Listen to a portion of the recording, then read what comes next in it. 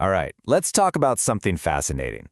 We're going to dive into the psychology behind why some people, well, why they just seem to hate rules. I think we all know someone like this. It's that person who doesn't just, bend a rule here and there. No, it's like they have an actual physical allergy to being told what to do. I mean, they could already be doing the exact thing the rule says, but the second it becomes a rule, suddenly they have this overwhelming urge to do the complete opposite. It's wild. So it seems totally irrational, right? But what's so interesting is that psychology tells us there's actually a really deep, consistent logic behind it all. And that's exactly what we're going to unpack. Okay, so first things first. Let's get right to the heart of it.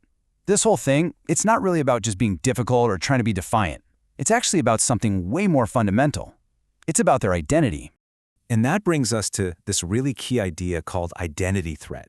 See, for some people, a rule doesn't feel like helpful guidance. Not at all. It feels like someone else is trying to control them. And that feeling of being controlled, it's like it's literally chipping away at a piece of who they are, their very sense of self. And this really captures what's going on inside. For a lot of these folks, their entire identity is built around being an independent thinker. Someone who makes their own way. So to them, following some pre-written rule feels like giving up that special thing about them, like just becoming another face in the crowd. So this really sets up a tale of two different kinds of motivation, right? Most of us are pretty comfortable being guided by external things, rules, systems, what's expected of us. But this type of person, they're internally driven. They have their own powerful personal set of standards and values. And here's the key. They don't resist structure, not really. They resist imposed structure. So just think about that for a second. Does this kind of click for you? Does it suddenly make that one friend or maybe a coworker make a whole lot more sense? Or hey, maybe this even sounds a little bit like you. All right, so this powerful internal drive, it actually leads to a completely different way of seeing the world, and especially a different way of seeing what rules even are. Think about it. For most people, rules mean safety, right? They create order and predictability. But for this autonomous kind of thinker, the first feeling they get from a rule isn't safety, it's limitation. Instead of feeling protected, they feel trapped, confined, restricted. And you might be asking why. Well, it's because they tend to see the world in high-definition nuance. So to them, a big, broad rule just seems fundamentally flawed. It's like a blunt instrument trying to do a delicate job. It's an oversimplification that totally ignores the specific context, misses all the important exceptions. It's designed for everybody in general, which means it's perfect for nobody in particular. So you can see why, for them, following a rule that they see as just wrong or incomplete, it's not just a simple disagreement. It creates this real, nagging, internal tension. It's a genuine psychological discomfort. This feeling of being forced to give up your own judgment and nuance for some simplistic, one-size-fits-all command. And all of this brings us to what is maybe the absolute key to understanding this entire mindset. Seriously, if you take one thing away from this, let it be this next point.